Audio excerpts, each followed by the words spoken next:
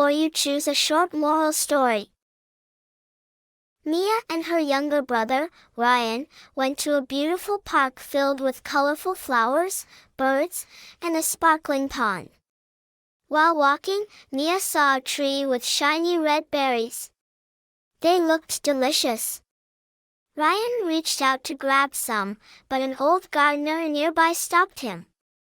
"Not everything we see is meant for us," he said. Mia frowned.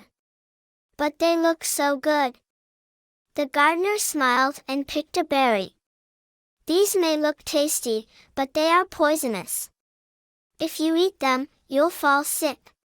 Mia and Ryan gasped. They had almost made a big mistake.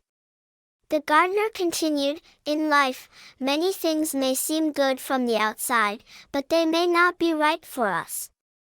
We must choose wisely." As they walked away, Mia thought about his words. She realized that just like the berries, there are things in life, friends, habits, or choices, that might look good but could be harmful. She promised to be more careful in the future. Moral: not everything that looks good is meant for us. We should think before we act and make wise choices in life.